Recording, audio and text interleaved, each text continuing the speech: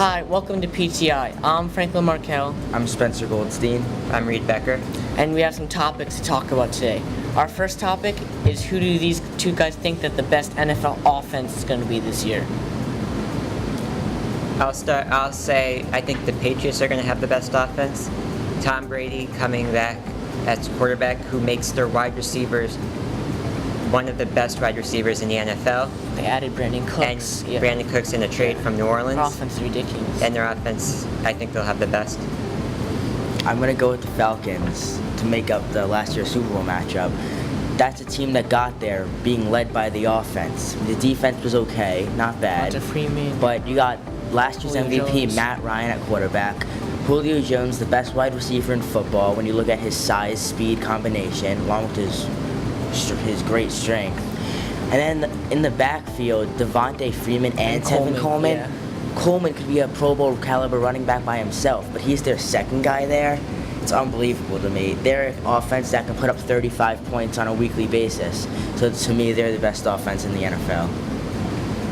I just think the Patriots, with the way that Brady just makes their receivers, because like the Falcons already have like all-star wide receivers, but the way Brady just makes them develop into like that nobody ever heard of. Brady made Chris Hogan look good last year. Well, obviously the Patriots do have the edge at quarterback, but you look at the rest of the team, you have Mike Gillisley in that back, you have James White. They're systematic projects. They're systematic products. They're made by Brady, they're made by Belichick. You look at the Falcons, you just have great players by themselves in a great system.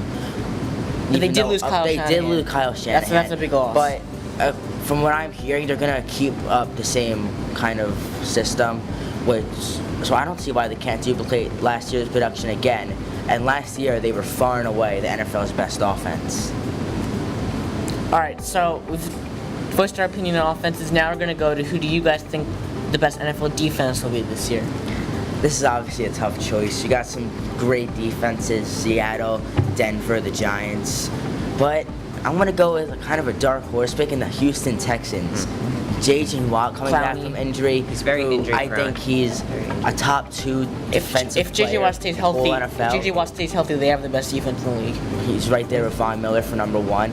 Jadeveon Clowney took a huge step up last year. He's only going to keep growing, the former number 1 pick. In the secondary, Kareem Jackson. They did lose A.J. Boye, but what are you going to do? Everyone loses, everyone gains. I still think the secondary is pretty good. And they just have a bunch of other guys. Some good linebackers, Brian Cushing, Whitney Marcellus. Some very good defense. They held the Patriots for the first half in the playoffs before the better team won that game. But now they added Deshaun Watson. They're a team that I think could make a run at the Super Bowl. I think the New York Giants will have the best defense. They had one of the best defenses last season, and you have the signings that they had made last offseason. That's a great free agency. Coming back this Jenkins, season. Vernon, Snacks. That was incredible. I think they're going to just continue to have one of the best defenses with everyone coming back healthy. The thing with the Giants to me is their linebacker core. It's not horrible, but they don't have a veteran. They don't have an elite player there, or even what I'm going to consider a very good player, a solid starter. So they have a lot of holes. They're going to be beat by the tight ends just like last year. And if you get into the Super Bowl, if they made a run, if you have a healthy Gronk matching up against you, he could have a 250-yard game. Against the Texans, that's not going to happen. All right, so we have about a minute left. One quick thought that we're going to get in there. What MLB team do you think can make a playoff run that's 500 right now after the All-Star break? Got to go with the Chicago Cubs. They're 2 below 500, but you look at that team with Bryant, Rizzo, a great manager, and Joe Madden. There's too much talent for last year's champs to not make a run. Plus, you have the Milwaukee Brewers leading their division. They've been very good, but they're not a team you look at and go, they can win this World Series this year. The Cubs, they are a team that can make a run like that. What do you think? I'll say the Royals can make a run. They've already, before the All-Star break, they've come back and made the race very close.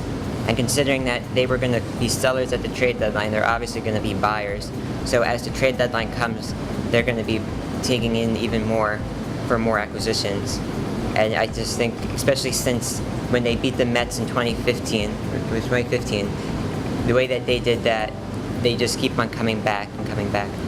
All right, that's been PTI. I'm Franklin Markel. I'm Spencer Goldstein. I'm Reed Becker. Have a nice night and thanks for watching.